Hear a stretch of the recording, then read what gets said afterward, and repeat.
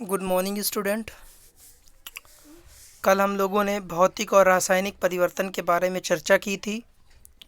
आज उसी के आगे हम लोग चलेंगे। अगला टॉपिक है हमारा तत्व।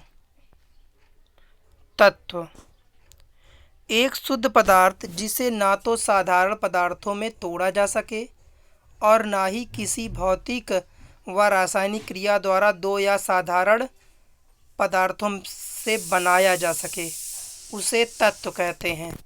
जैसे लोहा, सोडियम। देखिए बच्चों, एक एक बात को ध्यान समझिएगा, यहाँ से बहुत सारे क्वेश्चन बनते हैं। एक शुद्ध पदार्थ जिसे ना तो साधारण पदार्थ में तोड़ा जा सके, यानी तोड़ा नहीं जा सकता। उदाहरण लेकर चल रहे हैं, जैसे लोहा है, Fe। चाहे जो सी रिएक्शन करा लो, लेकिन ये Fe तो नहीं टूटेगा ना किसी चीज़ में, क्योंकि ये खुद एक ही है। साधारण तोड़ा जा सके, ना ही किसी ज्ञात भौतिक व रासायनिक क्रिया द्वारा दो साधारण पदार्थों से बनाया जा सके।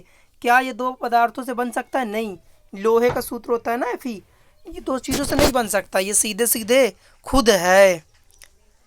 उसे क्या कहते हैं? तत्व। जैसे लोहा, सोडियम, Na होता है ना, सोडियम होता है Na, ठीक है। पोटेशियम K, मैग्नीशियम Mg, आपके पास सोना Au, ये सब क्या है? तत्व हैं। Ag, चांदी, ठीक है बच्चों, ये सारे क्या हैं? तत्व हैं। अब बात ये समझना है कि ये तत्व हैं। कभी कभी अच्छा आप लोगों को समझ में आएगा। देखो और स्पष्ट आपको बताते हैं। आपने देखा होगा कि जब हम लोग नाइट्रोजन का सूत्र लिखते हैं तो N2 लिखते हैं, N2, क्योंकि ये दो तत्वों से मिलकर के बना हुआ है ना। अगर हम इसको N लिखेंगे तो ये भी नाइट्रोजन है, बट ये तत्व है, ठीक है बेटा। तत्व और यौगिक यही मतलब होता है। ये देखो दो चीज़ों से मिलकर बना, ये सिंपल एक है। ये हमारी ज़मीन में पाई जाती है और ये वायुमंडल में स्वतंत्र रूप में रहती है। तो यही बात फ़र्क हो जाता है। यहाँ पर जो है TCU, देखिए जैसे अगर हम बात करें, और भी बहुत सारे इस तरह के उदाहरण हैं, मगर आपको ये समझ लेना है कि अगर ये एक है किसी शुद्ध पदार्थ जिसे ना तो साधारण पदार्थों में तोड़ा जा सके और ना ही किसी भौतिक व रासायनिक क्रिया द्वारा दो साधारण पदार्थों से बनाया जा सके, उसे कहेंगे हम लोग, क्या कहेंगे बच्चों? उसे कहेंगे हम लोग तत्व। आगे देखेंगे तत्व के प्रकार। तत्व तीन प्रकार के होते हैं। कौन कौन से? धातु फॉर मेटल्स, अधातु नॉन मेटल्स, और उपधातु। सबके मतलब अच्छेदार पकड़ना है, ठीक है बच्चों। देखिए धातु, धातु क्या होती है? चमकदार होती है। जैसे आपका सोना है, लोहा है, अगर वो धातु है, चाहे जो सी धातु है, तो वो चमकदार होगी, और अधातु में चमक नहीं होती है, ठीक है। अब ऐसे तत्व धातु और अधातु के बीच के गुणों को दर्शाते हैं, उन्हें हम क्या कहते हैं? उपधातु। क्या कहते हैं बच्चों? उपधातु। धातु चमकदार होंगी, अधातु चमकदार नहीं होंगी, और उपधातु दोनों के बीच की होंगी। देखिए इनके उदाहरण देख लेते हैं पहले, फिर बाद में चर्चा करेंगे, ज़्यादा समझ में आएगा। जैसे बोरॉन, सिलिकॉन, जर्मेनियम।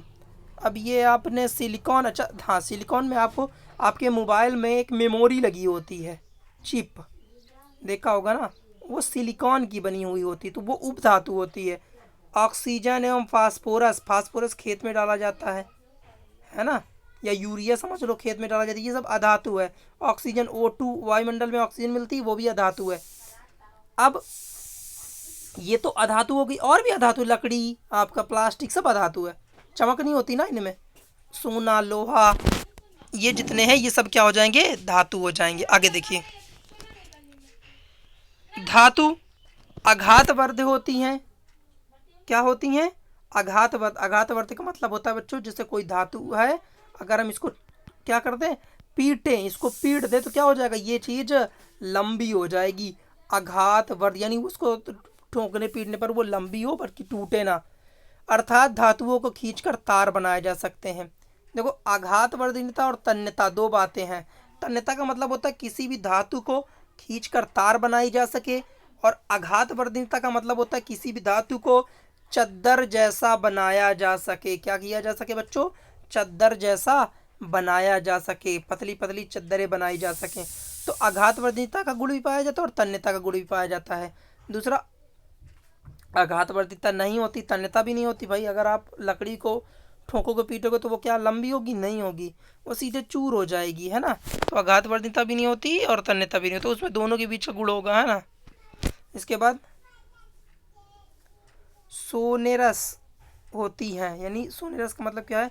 अर्थात जब धातुओं को किसी वस्तु में मारा जाता है तो ध्वनि उत्पन्न होती है। सोनेरस का मतलब यहाँ पर है ध्वनि से, ध्वनि सुनाई देता है ना। सोनेरस नहीं होती, सोनेरस मतलब सुनाई देने वाली, ध्वनिकता भी बोल सकते हैं इसको हम लोग, क्या? ध्वनिकता।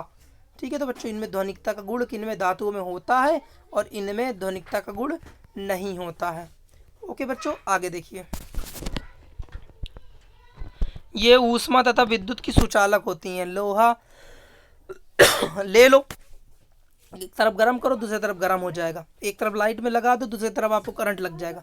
तो विद्युत की भी सुचालक होती हैं और कहे कि ऊष्मा की भी सुचालक होती हैं। ये दोनों चीज़ों की सुचालक होती है। लकड़ी एक तरफ जलती रहती है, आप दूसरी तरफ से पकड़िए, कोई दिक्कत नहीं है ना।